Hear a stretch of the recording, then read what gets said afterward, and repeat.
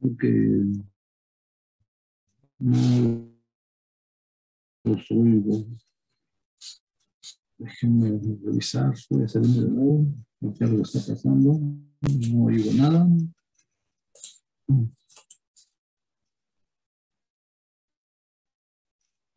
Todo apagado, todo unido. Ok, ya. Perfecto. Vuelvo a comprar.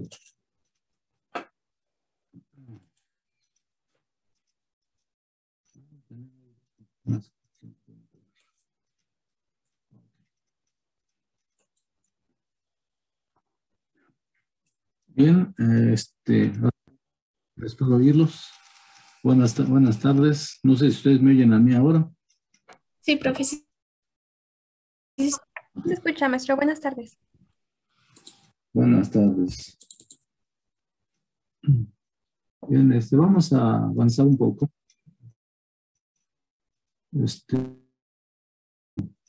A ver hasta dónde aguanto. No estoy ahorita muy bien de salud, pero vamos a avanzar lo más que podamos.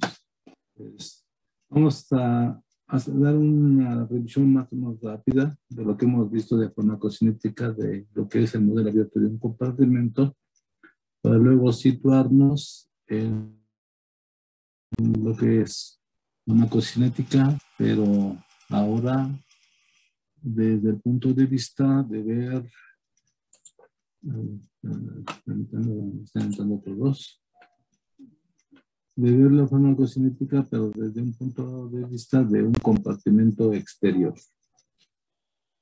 Entonces, ese es ahorita lo que vamos a ver. Nosotros tenemos, lo hemos mencionado, que el cuerpo se puede comportar como si fuera una sola entidad y que esta entidad, para que pueda considerarse como un solo compartimiento desde el punto de vista farmacocinético, debe de tener cambios proporcionales con el plasma. No se puede asegurar que todos los órganos del organismo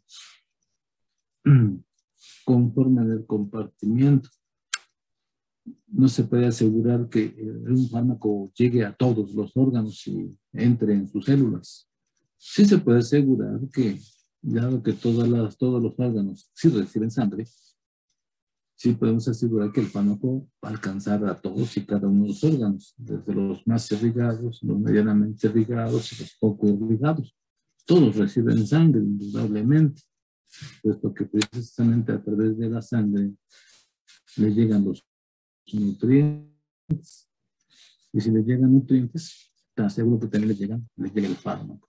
Sin embargo, hay que recordar la característica de semipermeabilidad de las células y que solamente algunas sustancias pueden atravesar la membrana.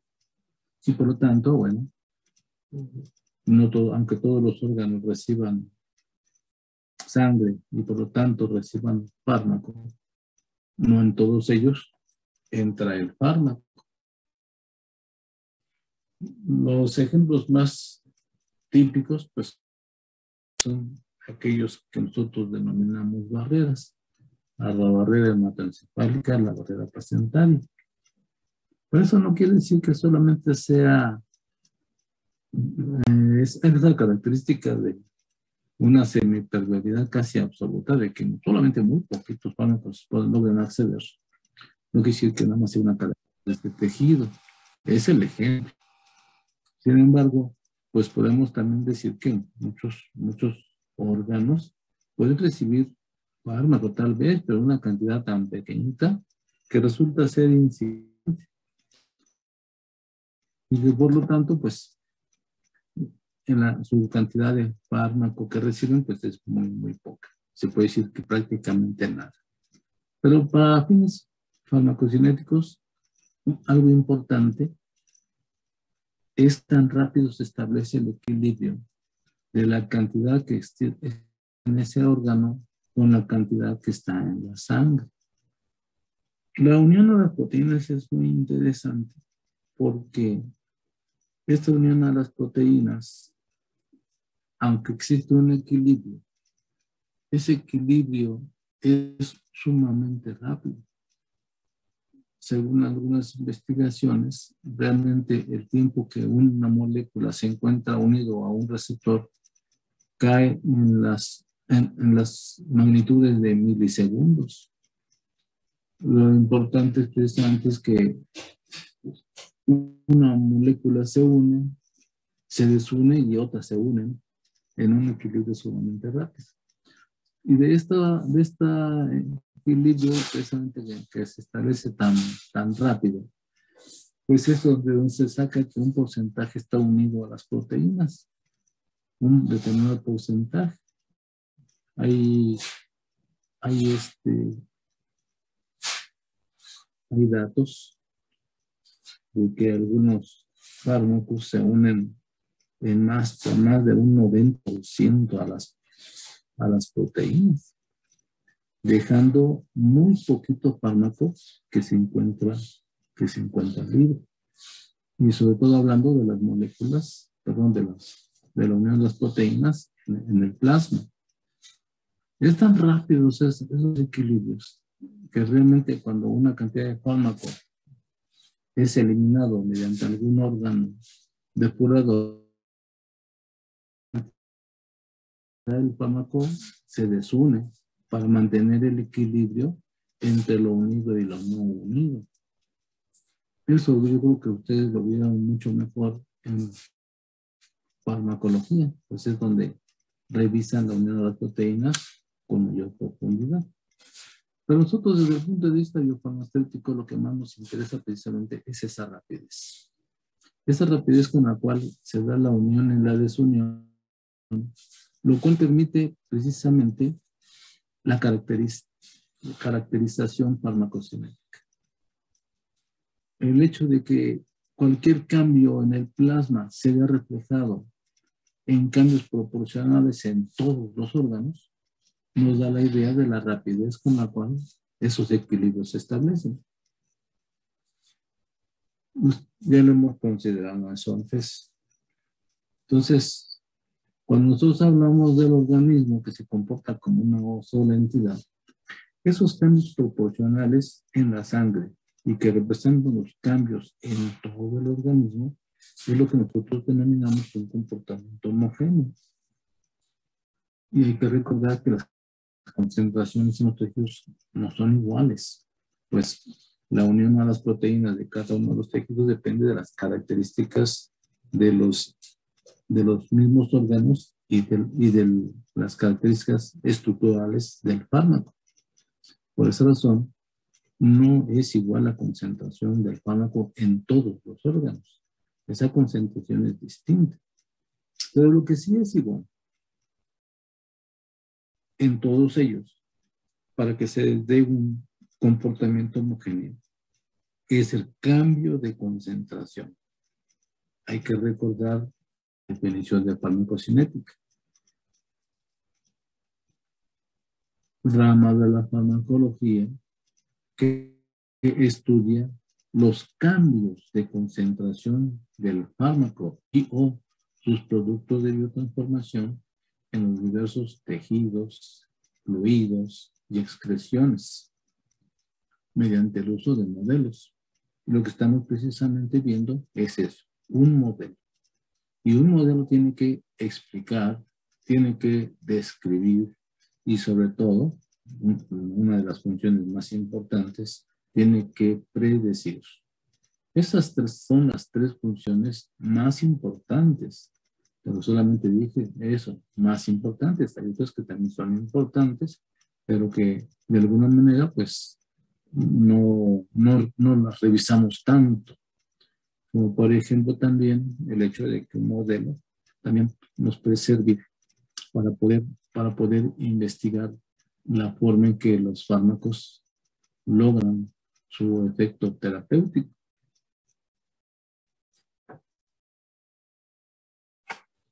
Este es un modelo esquemático. Sabemos que todos los modelos pueden ser representaciones esquemáticas. Este es un esquema donde nada más se representa mediante una figura geométrica todo lo que sucede dentro de la sangre. La inyección intravenosa, el intercambio del fármaco entre la sangre y todos los demás órganos, las salidas a través de la virus. No está bien mocoso, ¿no? Este está bien grande, ¿no? Este es otro esquema también, mediante una figura geométrica, en la cual también vemos inclusive ahora la expresión de las velocidades, tanto de la concentración plasmática como de alguna cantidad en algún compartimento exterior. Y cada una de estas letras que nosotros vemos, de estos símbolos, pues tiene una razón de ser. Nos dan idea de lo que sucede en el interior del organismo. Nosotros vemos, por ejemplo, y los reconocemos que la D es la dosis, AP es la cantidad de fármaco en el plasma o en todo el compartimento interior, el volumen de distribución, que ya lo definimos como el volumen en el cual aparentemente se disuelve el fármaco, la concentración plasmática como precisamente una de las magnitudes que nosotros podemos medir, la constante de eliminación como una constante de eliminación igual que involucra una gran cantidad de procesos mediante los cuales el fármaco deja de estar en el interior del organismo, en el cual algunas cantidades del fármaco inalterado salen hacia el exterior, como en la orina, como en la bilis, pero que algunas cantidades realmente no, el fármaco no sale, sino simplemente desaparece porque se transforma en otra sustancia. Y también damos cuenta de todos aquellos procesos significantes que quizá uno a uno no sea tan importante, pero que ya sumados, pues sí llegan a hacer algunos procesos en los que explican el por qué razón decimos el 90% sale por la orina y el 5% por transformación, el 3% por la bilis y un 2% que pues tiene que haber siempre un equilibrio. Siempre todo lo que entra, todo sale. Y entonces obviamente que ese, aunque sea un 2% o un 1%, representa a todas las demás formas en las cuales el fármaco puede salir del organismo. O simplemente, como lo dijimos en la definición de eliminación, desaparecer del organismo. Aunque esa desaparición a veces solamente es aparente, porque debe estar en algún lado. Y entonces aparecen algunas explicaciones, por ejemplo, los fármacos que se depositan en algún tejido, pero que su unión es permanente y que por lo tanto el fármaco realmente desaparece porque ya no se encuentra en circulación. Se ha quedado unido al pelo, se ha quedado unido a la grasa, ahí permanentemente, se ha quedado unido al hueso permanentemente. Y por lo tanto, en la práctica se dice que desaparece. Este es el modelo de una administración intravenosa, pero considerando un solo compartimiento. Cada uno de los modelos tiene supuestos y estos se denominan supuestos farmacocinéticos. Todo modelo, sin importar cuál sea, siempre existen supuestos que vuelven funcional al modelo. Si yo tengo que describir algo, tengo que plantear algo también de inicio. Si yo planteo que el fármaco entra, tengo concentraciones muy grandes, muy altas en una inyección intravenosa, y hasta puedo determinar una concentración plasmática cero, pues entonces debo de plantearme algunos supuestos para que yo pueda hacer una estimación de algún parámetro o de algún dato. En el caso de la inyección intravenosa, sabemos que hay unos supuestos de entrada, hay supuestos de distribución y hay supuestos de eliminación o salida. En los supuestos de entrada, sabemos que todo entra y entra en una forma instantánea. Algo puede ser cierto de estas limitaciones, pero por ejemplo algunas sí son absolutas. Si yo digo que toda la cantidad administrada entra, pues seguramente que eso es cierto. Lo único que podría ser falso es que, por ejemplo, que a la hora de inyectar, yo no inyecte todo, entonces eso. Pero entonces, todo lo que se administró, de todo modo entró, aunque no haya sido todo lo que tenía que administrar. El hecho precisamente de que toda la cantidad administrada entra instantáneamente, nosotros en un modelo físico, como lo hicimos con el Toby, pues lo hicimos práctico. Todo lo pusimos dentro del compartimento central. Todo lo que pesamos, todo llegó ahí. Cualquiera de las vías inmediatas, como puede ser una intravenosa, una intraarterial, una intratecal, funciona para una administración en la cual colocamos en el interior del organismo, en el interior del compartimento. Porque el compartimento, al comportarse como una sola entidad, en un tiempo razonablemente corto, debe de considerar que todo el fármaco ya llegó a todas partes del el supuesto de distribución que dice que la distribución es instantánea. Entonces, fíjense muy bien, tenemos aquí dos supuestos, uno de entrada, que todo entra y entra instantáneamente, y otro un supuesto de distribución o de disposición, en el cual me dice que una vez que entró, todo se distribuyó. Es decir, que todo lo que entró al organismo e instantáneamente llegó a todos los órganos. Y hay que recordar que hay ciertas desviaciones de este supuesto, porque fisiológicamente eso no puede ser. No podemos introducir la aguja y simplemente en un solo golpe, en menos de un segundo, meter toda la cantidad, porque podrían suceder algunos problemas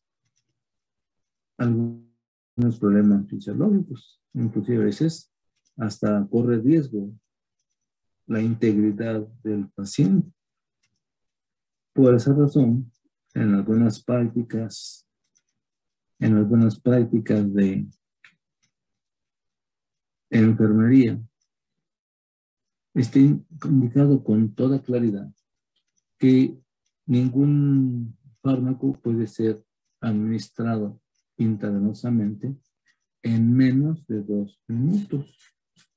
Es una razón fisiológica, porque aun cuando lo que nosotros administremos tenga las características adecuadas de la presión osmótica, de todos modos, el fármaco que entra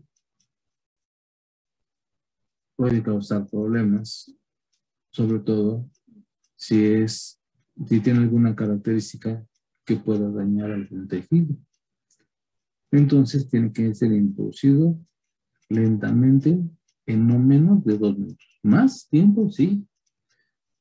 Por ahí tengo algún artículo en el cual el ibuprofeno se administra en una ocasión en 15 minutos y en otra ocasión en 30 minutos. O sea que más tiempo sí, pero menos de 2 no. Hay razones para que un fármaco no deba ser administrado en menos de 2 minutos. Y así como también hay razones para que ese fármaco sea administrado en un tiempo razonablemente largo y que puede ser razonablemente corto si consideramos a veces su farmacocinética. Porque imagínense un fármaco que tiene un tiempo de vida media de 7 días. Entonces, si nos tardamos 15 minutos en introducir ese fármaco, realmente en su farmacocinética no va a afectar en lo más, puesto que el tiempo de vida media es demasiado largo. Pero en fármacos que tienen tiempo de vida media muy corto, pues sí, si no está, si no, tienes uno que el tiempo de vida media sea de 15 minutos, nosotros nos tardamos 7 para introducirlo, bueno, pues quiere decir que cuando ya terminamos de administrarlo, ya casi la mitad salió. Entonces sí, hay situaciones en las cuales nosotros tenemos que hacer consideraciones farmacocinéticas, pero afortunadamente es de los pocos, porque en la mayoría de los casos, una administración que dure 2 minutos, aunque realmente no sea instantánea, desde el punto de vista modelístico lo podemos considerar como instantáneo. Todo entra instantáneamente y entonces bajo ese supuesto nosotros podemos calcular una concentración instantánea también. Si consideramos que todo entra instantáneamente y que se distribuye también instantáneamente, entonces nosotros tendremos instantáneamente una concentración. Es decir, que al momento de la administración, nosotros tenemos una concentración plasmática cero. Y esa concentración plasmática pues debe ser la cantidad que yo puse en el volumen que se disolvió. Y hay que recordar entonces ahora la apariencia del volumen de distribución. Esa apariencia en la cual, si me dicen que puse una cantidad y que aparentemente se disolvió en un volumen, es porque yo determino una concentración. Pero esta concentración plasmática se va a deber exclusivamente a la cantidad de fármaco que no se unió a los tejidos. Y entonces, entre más rápido entra el fármaco, entre más aparentemente se distribuye el fármaco, quiere decir que más se une a los tejidos. Y entonces, muy poquita cantidad queda libre. Y yo considero que entró instantáneamente, aunque fue en esos 2 minutos, en esos 2 minutos el fármaco llegó a todos los órganos y en esos 2 minutos el fármaco se unió a todos los tejidos que tenía que unirse. Y hay que recordar también 2 cosas cuando hablamos de esa unión a tejidos. Y hay que recordar que hay dos entidades en las cuales el fármaco puede unirse, a los que llamamos aceptores y los que llamamos receptores. Los aceptores, estructuras en las cuales el fármaco se une sin causar ningún efecto. Funcionan como si fueran sitios de almacenamiento. Pero hay estructuras en las cuales el fármaco a la hora de unirse provoca una reacción, provoca un efecto. Esos serían los receptores. Pero esos receptores son los menos numerosos. La mayor parte son aceptores. Entonces el fármaco llega y se une a todos los aceptores y receptores. Y mientras más aceptores haya, entonces menor cantidad de fármaco, al quedar menor cantidad de fármaco libre, entonces menor cantidad queda en el plasma. Y al haber menor cantidad en el plasma, entonces la concentración plasmática va a ser más pequeña, dándonos esa apariencia. Dándonos la apariencia de un volumen en el cual el fármaco se disolvió. Ya mencionamos entonces una desviación. No puede ser administrada en menos de 2 minutos. Y esto es debido precisamente a que en 1 minuto toda la sangre pasa por el corazón y en 2 minutos 2 veces ha pasado por el corazón. Claro, esto teóricamente. Porque los órganos más irrigados llega la sangre y regresa a la misma velocidad, mientras los menos irrigados pues lleva la sangre pero regresa a menor velocidad. Por eso tan solo es una apreciación. Sin embargo, en estos 2 minutos, como el fármaco ya fue y regresó casi 2 veces por todo el organismo, pues podemos decir que prácticamente de esos 2 minutos el fármaco alcanzó todos los órganos, todos los tejidos, desde los más irrigados hasta los menos irrigados, y ese ha sido el tiempo suficiente para que se establezca el equilibrio. Un equilibrio del cual después se va a manifestar a través de los cambios de concentración. y el comportamiento que nosotros tenemos. Y el tercer tipo de supuesto de farmacocinético es el de la salida. Ya lo consideramos nosotros precisamente que ya habíamos comentado que este proceso de primer orden. Los procesos de primer orden son interesantes porque su velocidad nos indica que si hay mucho, la velocidad es grande y si hay poco, la velocidad es pequeña. Y esto nos deja un comportamiento matemático interesante. Y ese comportamiento matemático se denomina exponencial. Es decir, que si hay mucho, la concentración va a disminuir muy rápido. Y si hay poco, la concentración va a disminuir más lento. Y mientras menos haya, más lento todavía.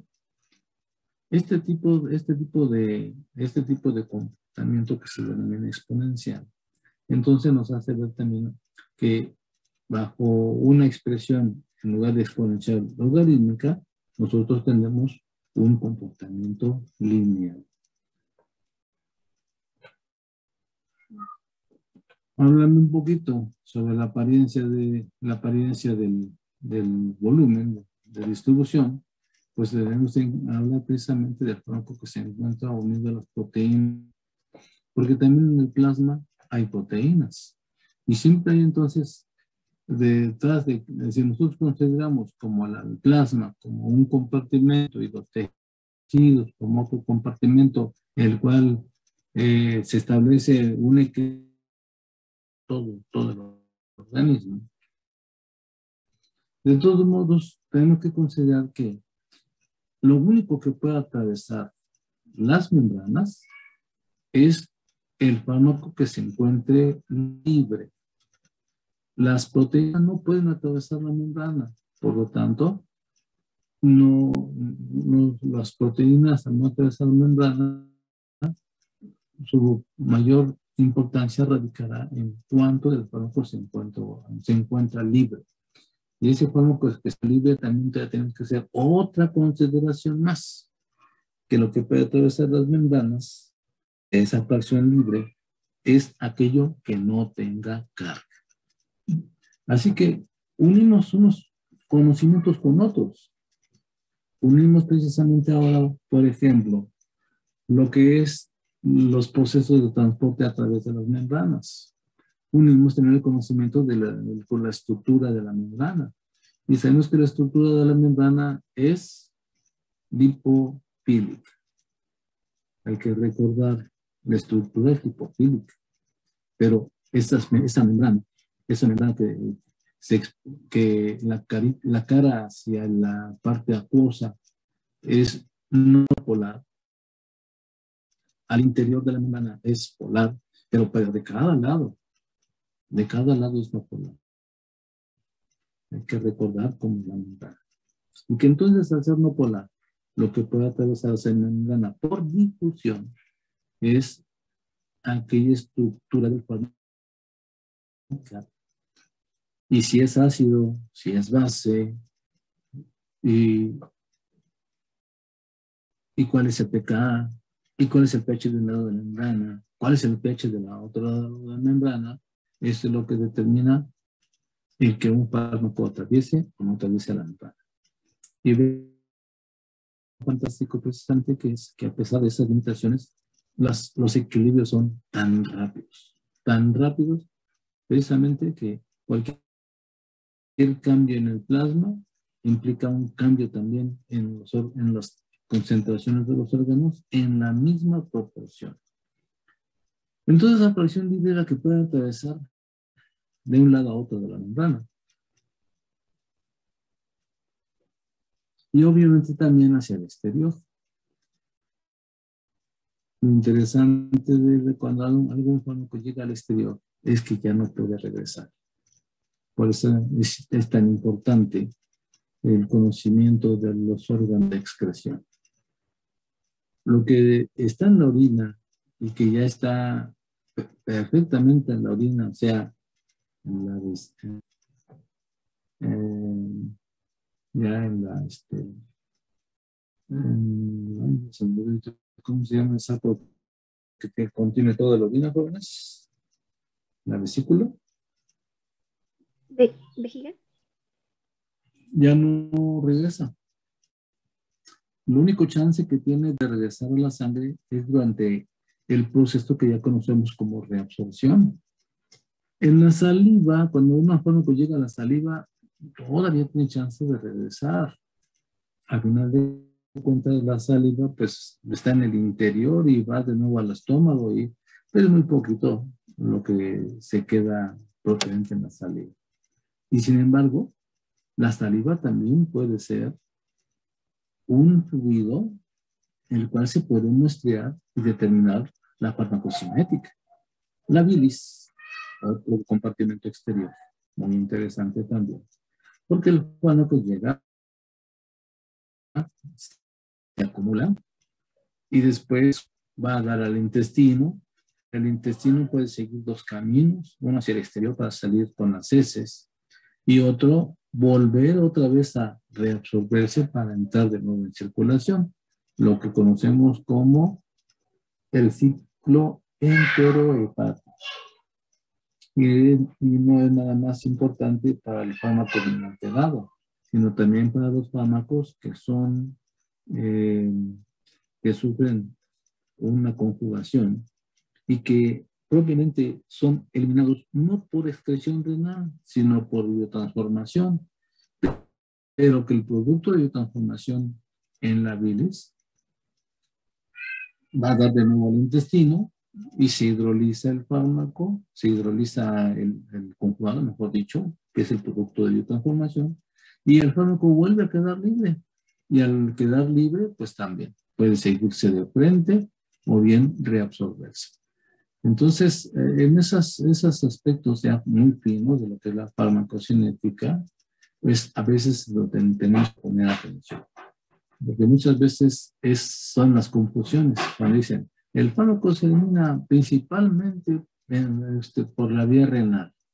Y resulta que cuando analizan la orina no hay fármaco, solamente hay producto de biotransformación, hay un conjugado. Entonces es ahí donde está mal expresado. Porque cuando nosotros hablamos de una excreción renal, hablamos del fármaco como tal, no un producto de biotransformación.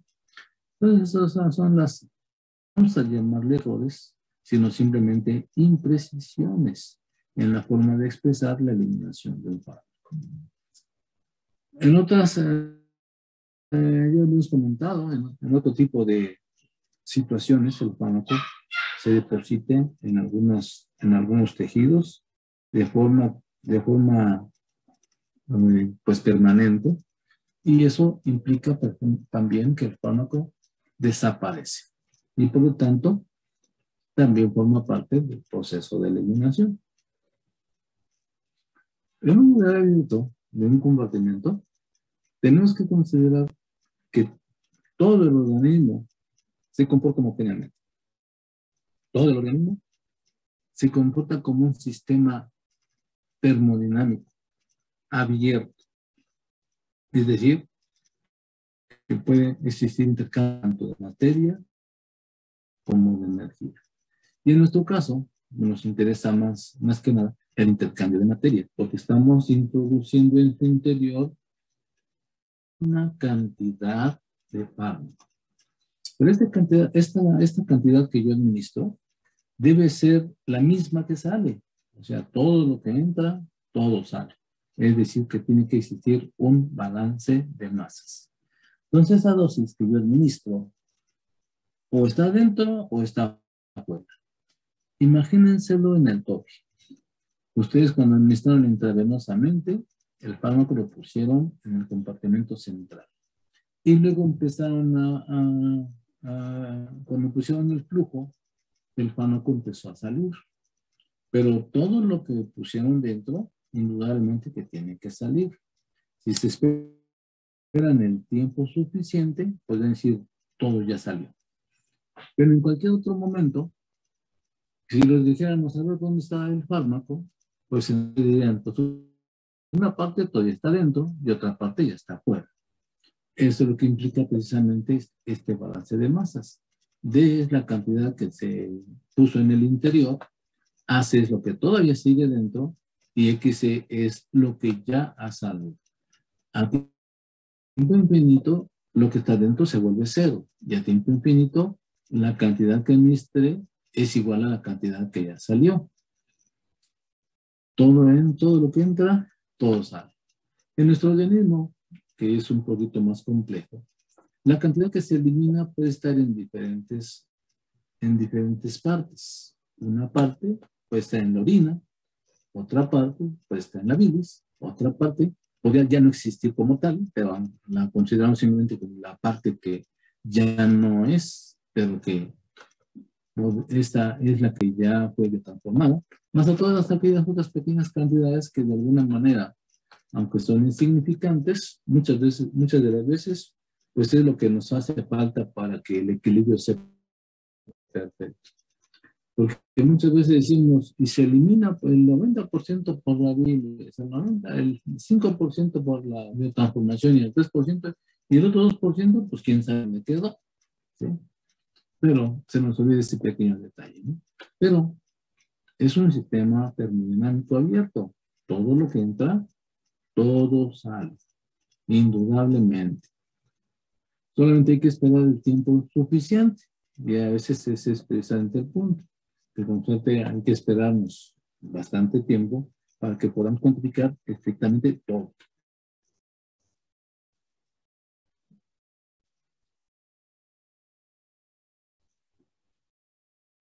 Estas, al ser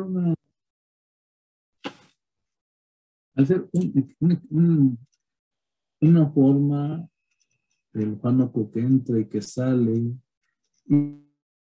estamos estableciendo ciertos supuestos. Entonces se pueden establecer las ecuaciones diferenciales, como las que nosotros vemos aquí. Los cambios en el compartimento con respecto al tiempo son directamente proporcionales a lo que se encuentra dentro.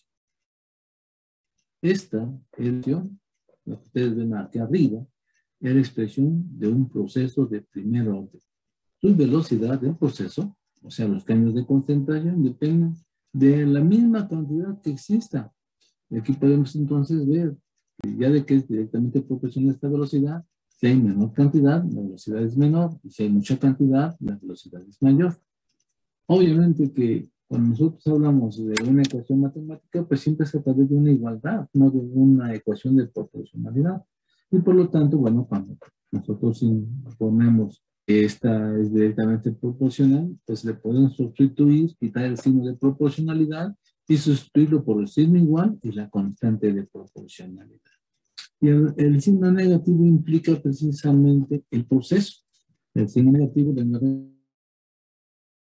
recordar que expresa salida, expresa tendencia, expresa pérdida. Y entonces cuando nosotros tenemos esta ecuación, la podemos integrar, y podemos integrarla aquí, por ejemplo, les estoy poniendo el proceso tradicional matemático. ¿Por qué? Porque la ecuación matemática es sencilla. Y existen hasta reglitas en las cuales si tienes esta ecuación, se integra de esta manera. Ya sabes cómo integrarla. Las reglas de integración. Cuando ustedes integran esta ecuación, fíjense bien que queda en forma logarítmica porque así indica precisamente la regla de integración. Y que nosotros a la hora de tenerla en forma logarítmica, pues nosotros la podemos de alguna manera transformar para quedar en una ecuación que nos exprese lo que nosotros deseamos, la concentración plasmática o la cantidad dentro del compartimento en función del tiempo. Aquí en estas últimas tres ecuaciones, queda expresado lo que yo tantas veces les he dicho, que entre concentración y cantidad, lo único que hay que considerar es el factor de proporcional entre ellas, que es el volumen. Yo conociendo una cantidad y un volumen, puedo calcular una concentración. Puedo calcular una cantidad conociendo la concentración y el volumen. Yo puedo conocer un volumen, pues conociendo la concentración y conociendo la cantidad. Siempre existen entre esas tres magnitudes existe una relación. De tal manera que conociendo dos, conozco el tercero.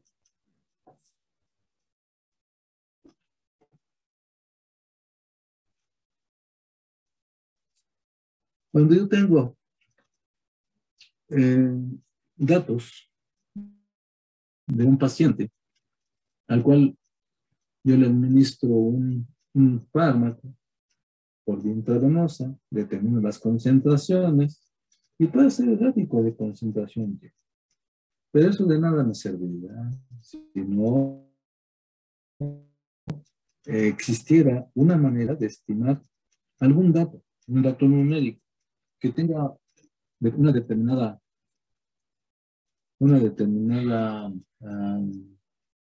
¿cómo se puede decir la palabra? Interpretación, una determinada interpretación, y que esa interpretación sea útil.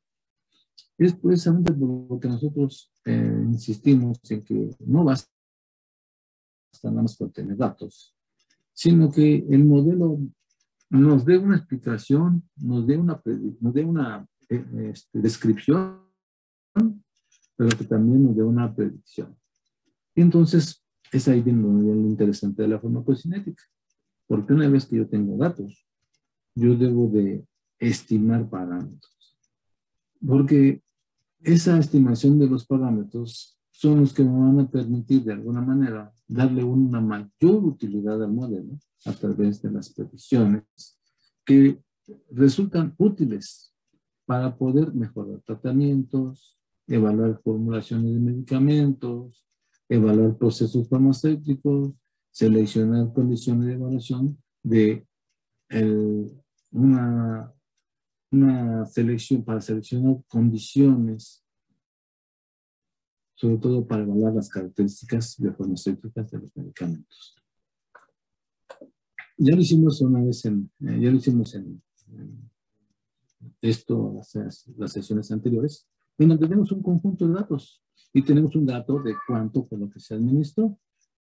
Tenemos un modelo matemático que nos puede describir, que nos puede explicar este conjunto de datos. Primero tenemos una ecuación muy general, esta ecuación, pero que este conjunto de datos me deben de servir para que esta concentración plasmática cero en esta ecuación tenga un valor y que esta constante de eliminación dentro de esta ecuación también tenga un valor. Para convertir estos datos en un modelo que pueda ser útil para la terapéutica.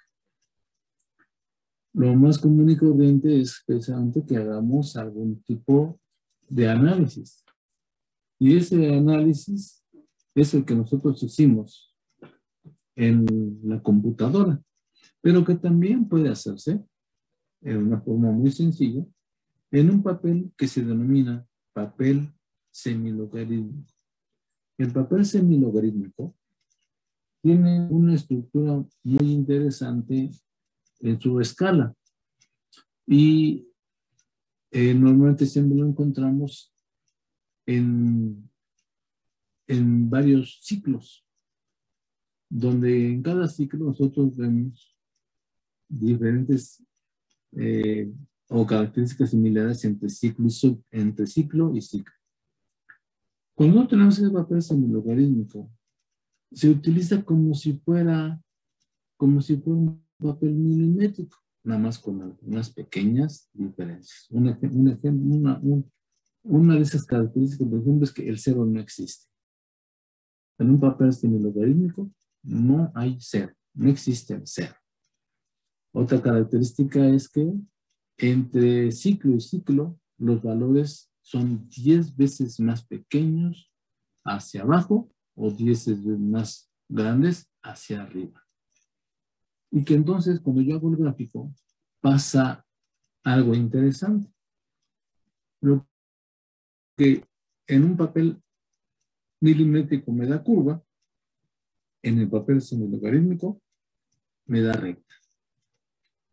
Porque los datos que yo pongo semilogarítmicos son los valores decimales. Es decir, que entonces que para determinar si nosotros vemos esto como como un procedimiento. Fíjense muy bien aquí que lo que se hace para una emisión intravenosa. Se hace la gráfica en un papel semilogarítmico de 3 ciclos, de 2 ciclos o un ciclo, dependiendo de las magnitudes de datos que ustedes tengan. Con una regla de 30 centímetros, una vez que ya se trazan, entonces se traza una recta, pues luego se vuelve una línea recta. Y como es una línea recta, pues se determina la pendiente de la recta, el intersector de la recta, pero en una forma totalmente gráfica. No, en este caso, más que una calculadora simple y sencilla que saque logaritmos, es lo único que necesitamos. Ya con los datos que nosotros tenemos en la forma gráfica, determinamos los parámetros farmacocinéticos. El tiempo de vida media, el volumen de distribución, porque hay que recordar que el tiempo de vida media se saca con la pendiente de la recta. La pendiente de la recta es la constante de eliminación. El intercepto ahí es directo, es el valor de la CP0. Con el valor de la CP0 se saca el volumen de distribución. Y ya conociendo el volumen de distribución y la constante de eliminación, se la depuración. Aunque ahí tiene una R, sería más bien conocida como la depuración total. Este es el papel semilogarítmico. Es un papel de 3 ciclos. ¿Cómo determino yo cuántos ciclos necesito? Bueno, nos podemos ubicar rápido en los datos. Y vemos precisamente en cuántas unidades decimales yo tengo. Por ejemplo, de punto 1 hasta 1, ya creció 10 veces. De 1 hasta 10, ya creció 10 veces. De 10 hasta 100, ya creció 10 veces. De 100 hasta 1000, ya creció 10 veces. Entonces, nada más tengo que ver en cuanto los valores han crecido 10 veces. Por ejemplo, en este caso, el dato de concentración más pequeño es de 0.7, que está por debajo de 10. Y después de 10, pues hay que considerar que vamos a ir de 10 en 10 hasta 100. Si está debajo de 10, vamos de 1 en 1 hasta 10. Si son debajo de 1, puede ser de punto n en punto 1 hasta 10.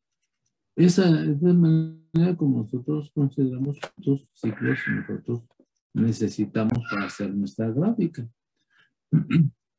Y se fijan en este caso, el valor más pequeño era de 0.7, entonces se encontraba dentro de un ciclo. Y después de 10 en 10, hasta menores de 100, que llegó a más de 100, pues entonces entrarían dentro de otro ciclo. Y entonces, dando eso, en el papel semilogarítmico, lo que se hace es poner el dato, pero así, decimal, los mismos logaritmos. Los datos se ponen directamente expresados en su forma decimal, nada más considerando precisamente la escala en papel semilogarítmico. Se determina la pendiente, se determina el intercepto, y con esos datos ya se determinan todos los parámetros que nosotros vimos que se pueden determinar con ayuda de la computadora.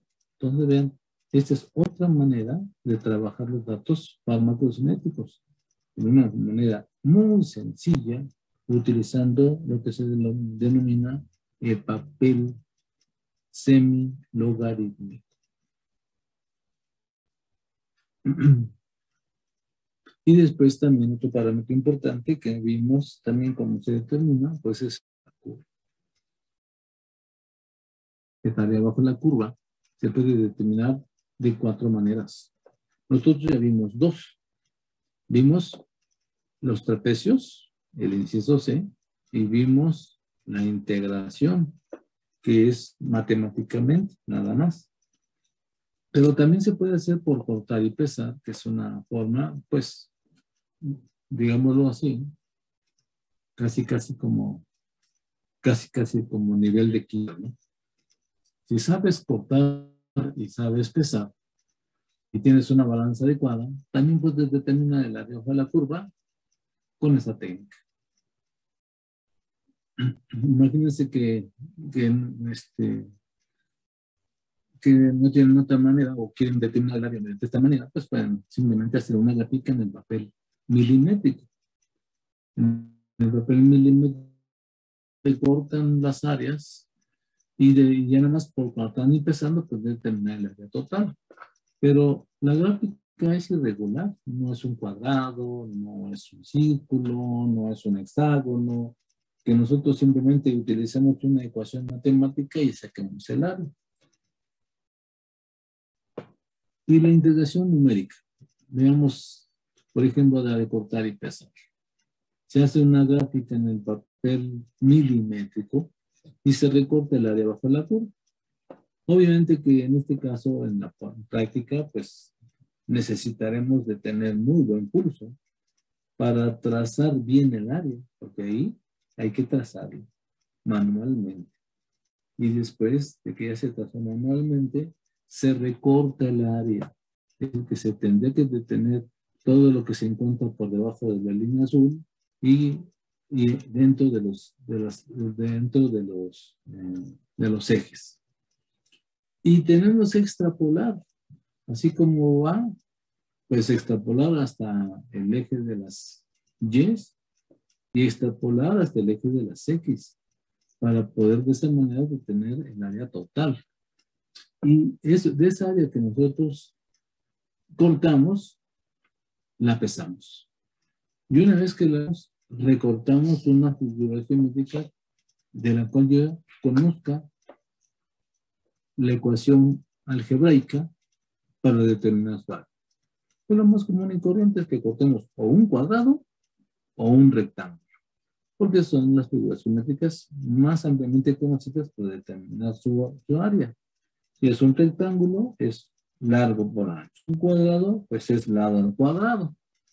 Aquí lo interesante nada más es que las escalas de cada son diferentes, porque en uno tenemos una escala de tiempo y en otro lado tenemos una escala de concentración. Pero pues no importa, es un cuadrado, es largo por ancho, ¿sí? Aunque en un lado tenga tiempos y en otro lado tenga concentraciones, no importa, ¿sí? No importa, porque al final de cuentas es la única diferencia, no son centímetros. Manejamos las magnitudes según la dimensión en la que estamos trabajando. Y como ustedes pueden ver aquí en esta ecuación, sacar el área de la figura irregular es simplemente por regla de tres, conociendo el área y el peso de una figura regular. La integración, ya le digo, ya lo conocen bien. Vamos a hacer la ecuación matemática, la integran y al final de cuentas les queda esta ecuación que les dice que el área bajo la curva de este infinito es una simple razón. La concentración plasmática cero entre la constante de iluminación. El trapecio ya lo vimos también. ¿Sí? Los trapecios que se forman, pues es el área de cada trapecio, pues es simplemente la semisuma de las bases, la semisuma de las bases por la altura, en donde las bases son concentraciones y las alturas es diferencia de tiempos. Y se determina el área bajo la curva mientras podamos nosotros tener trapecios. Y el último pedacito lo determinamos mediante integración. Pero diremos que el área total es por trapecios siempre y cuando cumplamos con la norma. Es decir, que el área que nosotros cuantifiquemos con trapecios sea más del 80% del área total.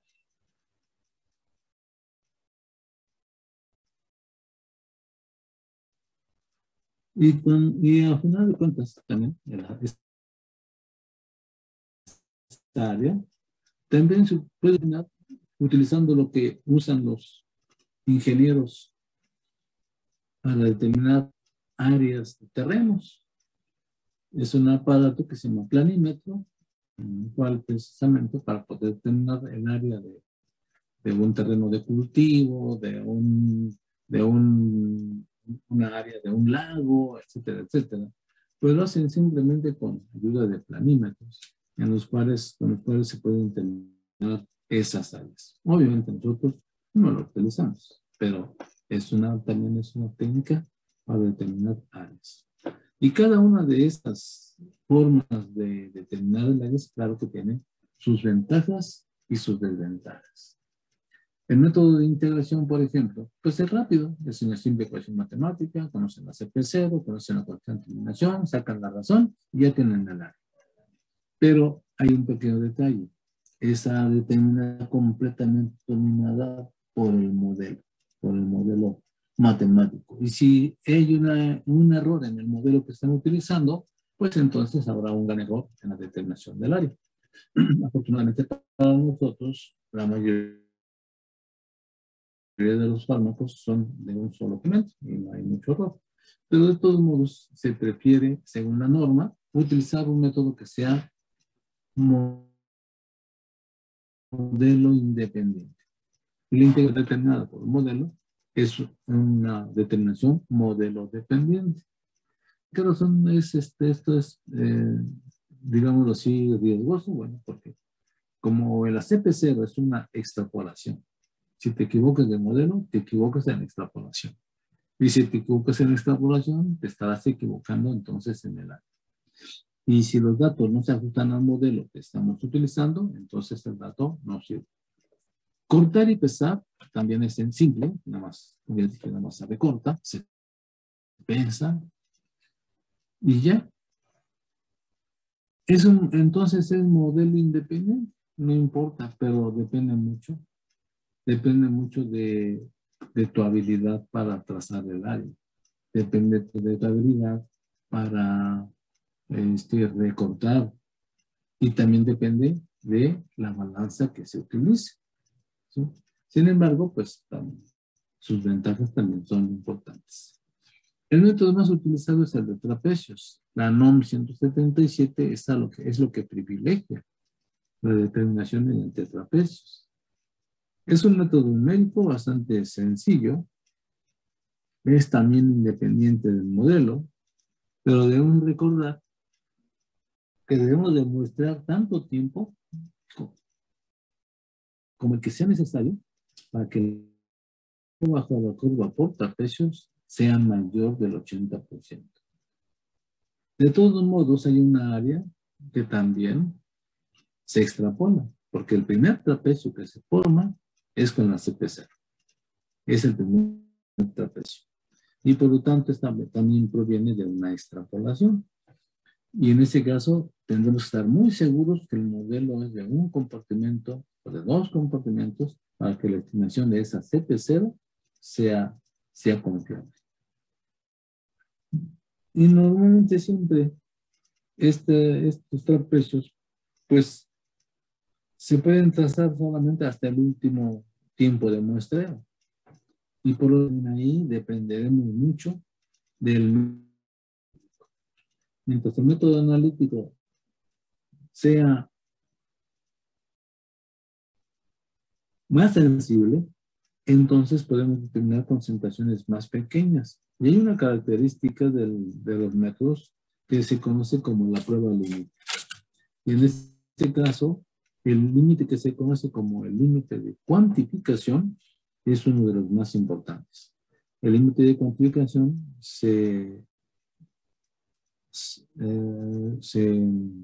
el límite de cuantificación se puede definir como la cantidad más pequeña o la concentración más pequeña que puede ser cuantificada con precisión y exactitud. Dos características importantísimas en los métodos analíticos. Y otras son las desventajas de los trapecios es que normalmente siempre hay una sobreestimación, sobre todo tratándose de solamente un proceso que es la eliminación. Algo que también vimos la clase pasada es la importancia que juega la farmacocinética denominada farmacocinética lineal. Esta farmacocinética lineal, aquí tienen ustedes toda la descripción matemática del área bajo la curva desde 0 hasta infinito, dada por integración, como ya vimos, viene de la integral de la ecuación del modelo, y que al final de cuentas esta área bajo la curva es directamente proporcional con la dosis. Y en forma lineal, si consideramos que esto como que Y es la área bajo la curva, M es el inverso de la depuración y X es la dosis. Si nosotros tenemos este comportamiento de que a dosis crecientes, las áreas sean crecientes, proporcionales y lineales, entonces estaremos hablando de una farmacocinética lineal. Y esta característica de farmacocinética lineal también hace alusión, o se hace alusión a ella en la NOM 177. En alguno de sus puntos habla de la importancia que tiene que el fármaco sea, o mejor dicho, que el fármaco tenga una farmacocinética lineal. También, afortunadamente para nosotros, la mayoría de los fármacos tienen una farmacocinética lineal, es decir, que en toda la gama de dosis que se puedan administrar, el área bajo la curva va a ser lineal y proporcional a la cantidad que logra llegar a la circulación general. Hay muy pocos fármacos que tienen farmacocinética no lineal. Entre ellos, uno de los más conocidos, que es la aspirina. La aspirina a una dosis de 500 miligramos ya tiene una farmacocinética no lineal.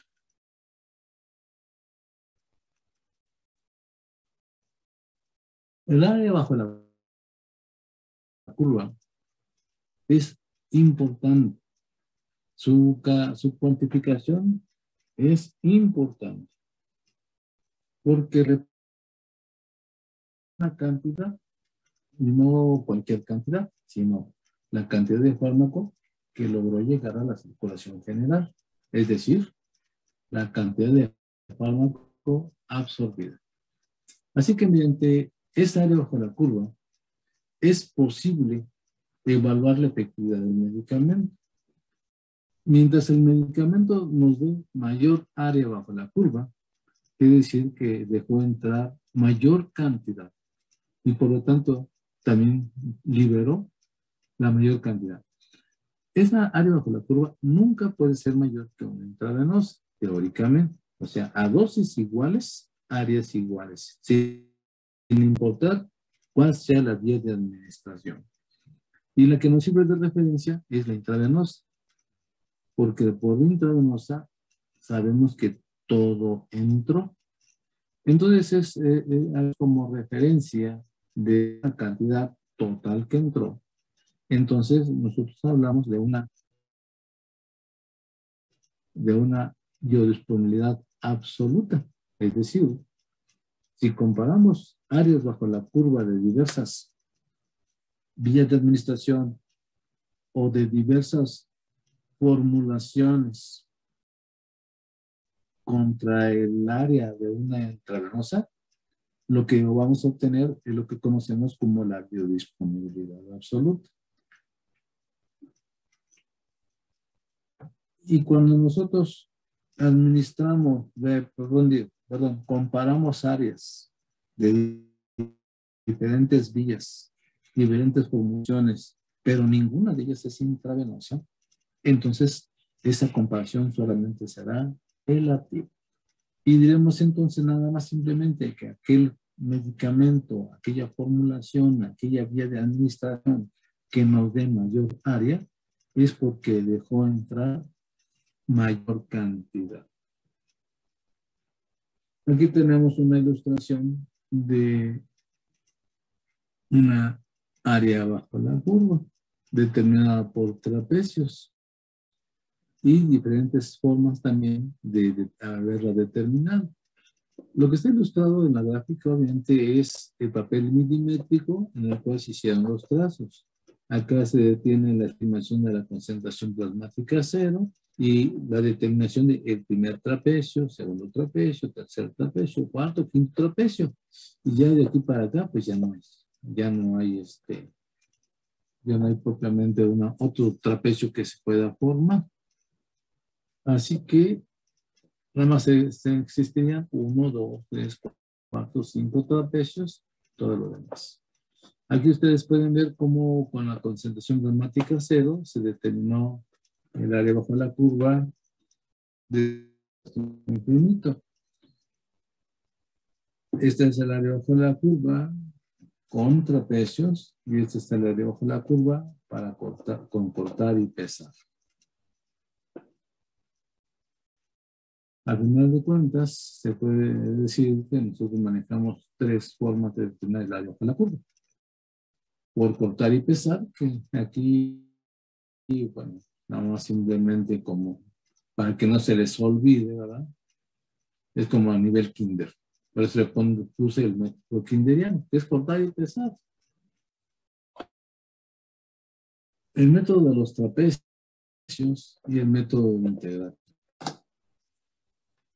El trapecio se aplica a cualquier vía de administración y cualquier modelo.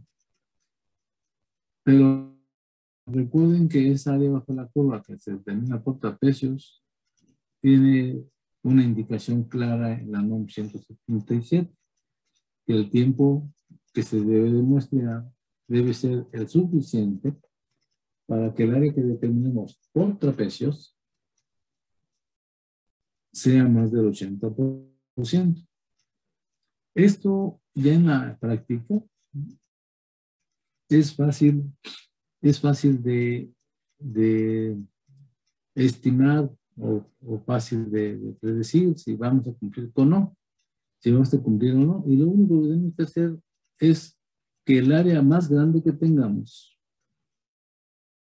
de esta área más grande que tengamos, solamente debemos de dividirla entre 10. Y si el último tiempo de muestreo nos da una concentración 10 veces más pequeña que la concentración más grande que tengamos, pues entonces es asegurarnos de que vamos a cumplir con lo indicado en la NOM 177. Para una administración intravenosa, por ejemplo, la concentración del último tiempo debe ser 10 veces más pequeña que la concentración plasmática cero. Y si es una administración oral, pues que la concentración plasmática del último debe ser 10 veces más pequeña que la de la concentración plasmática máxima. Si nosotros a la hora de hacer nuestras estimaciones vemos que tenemos ya ese resultado, pues entonces podemos asegurar que seguramente cumplimos con lo que indica la NOM 177. Sin embargo, no todo es con plasma. También podemos utilizar datos urinarios. Hay ecuaciones matemáticas en las cuales nosotros podemos, pero con datos del fármaco que se encuentra en la orina. Hay dos métodos. Hay un método que se llama velocidad de excreción urinaria y hay un método que se llama cantidad que falta por excretar. Cualquiera de ellos puede ser confiable. Sin embargo, el más confiable es el que trata de las cantidades que faltan por excretar. En la ecuación de velocidad de lo que sale por la orina, se establece la ecuación también de proporcionalidad. La cantidad que aparece en la orina, la cantidad que se acumula en la bilis, la cantidad que se acumula al ser biotransformado, es directamente proporcional con lo que se encuentra en el plasma. Fíjense bien en aquí la forma que se establece esta ecuación matemática. También es una ecuación de primer orden. Pero ¿por qué surge la pregunta? ¿Por qué aquí la ecuación de velocidad la pongo con una cantidad en la orina y digo que es directamente proporcional con el plasma? Si ustedes se fijan, me voy a regresar un poco para encontrar la ecuación de velocidad en el plasma. Aquí, en esta, tengo que la cantidad dentro del compartimento